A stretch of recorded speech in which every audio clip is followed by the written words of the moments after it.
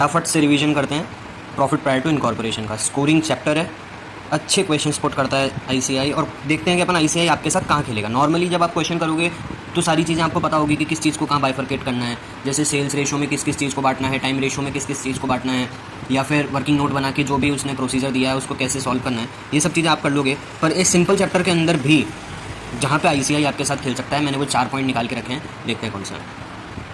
ठीक है, सबसे पहली ट्रिक लगाता है आईसीआई बेड डेट के साथ। ठीक है, बेड डेट के लिए क्या ट्रीटमेंट है और कैसे उसको यूज़ करना है। ठीक है, बेड डेट के अंदर रिकवरी की बात करेगा जब भी आईसीआई, तो अपन को क्या करना है, देखो बेड डेट रिकवर्ड जीपी में ऐड हो जाएगा। नॉर्मली सी चीज़ है कि बेड डेट जो रिकवर हुआ होगा वो प्री पीरियड का ही होगा। भाई प्रीवियस ईयर में कोई बेड डेट रहा होगा, वो इस साल में रिकवर हुआ है, तो प्री पीरियड में इनकम साइड पे bad debt recovered as it is show हो जाएगा। और जब ये बेड डेट रिकवर हुआ तो इस बार के बेड डेट्स भी थोड़े से इफेक्ट हुए होंगे, तो इस बार के बेड डेट में इस बेड डेट रिकवर को ऐड कर देंगे और इसको सेल्स रेशियो में बांट देंगे। ठीक है, ये अपना एक्सपेंस में चला जाएगा। तो बेड डेट का ट्रीटमेंट अपन ने देख लिया। दूसरा होता है ऑडिट फीस का। ठीक है, इसमें अपन भूल जाते हैं, बाकी बहुत नॉर्मल सी चीज़ है। कंपनी ऑडिट की बात कर रहा है तो पोस्ट में ही जाएगा, और टैक्स ऑडिट की बात कर रहा है तो सेल्स रेशियो में बांट देना। ये आपके नोट्स में भी आपको मिल जाएगा, तो इस पॉइंट को ज़्यादा कंसिडर मत करना, पर ठीक है कोशिश करना कि ये चीज़ आप भूलो नहीं। फिर तीसरी चीज़ होती है कि क्वेश्चन के अंदर ना इनकॉर्पोरेशन की डेट के साथ साथ एक डेट ऐसी भी दे देगा आईसीआई जो होगी सर्टिफिकेट की डेट। जैसे मान लो इनकॉर्पोरेट हुई है कंपनी 1 अगस्त को, 1 अप्रैल से आपका बिजनेस चल रहा था, और साथ में एक डेट दे देगा सर्टिफिकेट इशू हुआ 1 अक्टूबर को। तो अपन को सर्टिफिकेट को कंसिडर नहीं करना है, दिमाग में नहीं लेना है, अपन को यूज़ करनी है इनकॉर्पोरेशन डेट। सिंपल रखना है अपने आप को। इनकॉर्पोरेशन डेट यूज़ करने से जो अपना टाइम रेशो आएगा या फिर सेल्स रेशो में जो भी चीज़ें बट के आएगी उनको यूज़ करना है। ठीक है, 4th नंबर पर जो है वो सबसे इंपॉर्टेंट चीज़ मानता हूँ मैं, जिसमें टाइम रेशो, सेल रेशो और जीपी रेशो का फ्यूजन जो होता है ना, इसमें क्वेश्चन को ट्रिकी करने की कोशिश करेगा आईसीआई। कैसे करेगा, जैसे टाइम रेशो आपने निकाला 1:2 आपके पास आ गया, वहाँ से आपको फिर अब सेल्स रेशो निकालना है इन 2 डिटेल्स के हिसाब से, और जीपी रेशो निकालना है। यानी जो सेल्स को आप बांटोगे वो तो सेल्स रेशो में चली जाएगी, और सीओजीएस जब दिया होगा या फिर जीपी जब दी होगी तो वो जीपी रेशो में जाएगा। तो जीपी रेशो कैसे निकालना है और सेल्स रेशो कैसे निकालना है, तो उसके लिए मैंने एक अजम्पशन के लिए एक सिनेरियो बनाया है। वो कैसे कि टोटल सेल्स जो है वो ईयरली इवनली हो रही है। ठीक है, कब तक, 1 अक्टूबर तक। सबसे पहले टाइमलाइन बना लेते हैं। ये टाइमलाइन बन गई। अगर 1:2 सेल्स रेशो है तो कहाँ से इनकॉर्पोरेट हो रहा होगा, अगस्त से। 1 अक्टूबर तक की कह रहा है ये कि इवनली हुई है, यानी कितने मंथ हो गए, 6 मंथ। उसके बाद 6 मंथ तक फिर नॉर्मल रही है। ठीक है, नहीं, उसके बाद 6 मंथ तक 2/3 इंक्रीज़ हो गई है। ठीक है, पर अपन को प्री और पोस्ट इनकॉर्पोरेशन पीरियड क्या है, 4 महीने और 8 महीने। ठीक है, तो पहले अपन नॉर्मली टोटल सेल निकालते हैं। Let the monthly sale be x, तो 6 महीने की 6x प्लस अगले 6 महीने की 6x तो है ही, प्लस 6x 2/3, भाई 2/3 बड़ी भी तो है। तो टोटल सेल निकल के आ गई अपनी, और राइटिंग का थोड़ा सा इशू होगा, देख लेना। ठीक है, तो टोटल सेल हो गई 6x प्लस 10x, 6x, और इसका हो गया 4x। ठीक है, टोटल सेल हो गई 16x। अब ये किस रेशो में बांटनी है अपन को, 4 महीने और 8 महीने। तो 4 महीने तक कितनी सेल रही होगी इसके अंदर से, 4x। ये तो हो गई प्री की, पोस्ट की। इस 6x में से 2x यहाँ पे, plus 10x,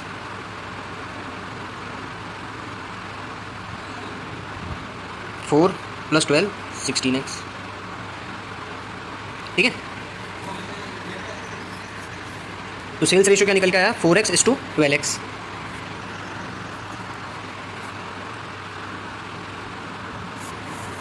cell ratio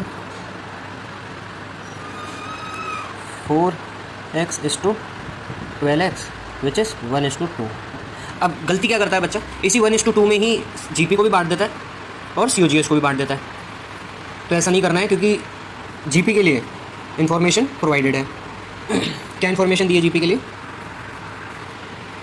GP के लिए बोला है deals with the same line, एक ही तरीके का प्रोडक्ट बेच रही है कंपनी। ठीक है, यूनिट कॉस्ट जो है वो डिक्रीज़ हो गई 10% से। कब से, डेट ऑफ इनकॉर्पोरेशन से। ठीक है, जिस दिन से कंपनी बनी है उस दिन से उसकी यूनिट कॉस्ट जो है वो 10% कम हो गई है। तो अब इसके, ठीक है, अब कैलकुलेशन करते हैं जीपी का। जीपी कैलकुलेशन, ठीक है, क्या क्या डेटा दिए हुए थे अपन को, टाइम रेशो दिया हुआ है 1:2, सेल रेशो दिया हुआ है 1:3, ठीक है। ये 2 चीज़ अपने पास है, ठीक है। और क्वेश्चन क्या बोल रहा है कि 10% कॉस्ट रिड्यूस हो गई है कब से, 4 महीने के बाद से, ठीक है। यानी इनकॉर्पोरेशन जिस दिन से हुआ है, तो इनकॉर्पोरेशन से पहले की let the cost be 100 rupees, ठीक है। जब 100 रुपीज़ कॉस्ट मानेंगे, लेट जीपी भी, या फिर मान लो सेलिंग प्राइस भी 20 रुपये, टोटल 120, ठीक है। अब रिड्यूस कर दो इसको 10% से, तो ये हो जाएगा 90। क्या सेलिंग प्राइस बदलने को बोला है? नहीं, तो सेलिंग प्राइस रह जाएगी 20। अब जीपी कितनी बढ़ के हो जाएगी 30, यानी पहले परसेंटेज जो था जीपी का वो 20/100 20% था, वो अब क्या हो गया 30/90 = 33.33%, ठीक है। सिंपल रखो अभी तक सारी चीज़ों को, तो यहाँ तक समझ में आ गया। दूसरी स्लाइड पे चलते हैं, ठीक है। तो पुरानी जीपी आ गई अपने पास 20%, नई जीपी आ गई 33.33%, यानी जो 1:3 हो रहा था, कॉस्ट क्या क्या दी हुई थी, प्री की 100 रुपये और पोस्ट की अपन ने क्या निकाली थी 90 रुपीज़, ठीक है। सेल रेशो में इसको बांट दो 1:3, 100 × 1 100, 90 × 3 270, 10:27 जो आ गया आपका COGS या फिर रेशियो, कॉस्ट रेशियो, ठीक है। तो इतना सा ध्यान रखना है, ये कैलकुलेशन जो है सबसे ज़्यादा टिपिकल है इस चैप्टर के अंदर। अगर इन चीज़ों को आपने मास्टर कर लिया तो आई एम 100% श्योर कि PPI चैप्टर में आपके 100% ही मार्क्स आएंगे। Thank you.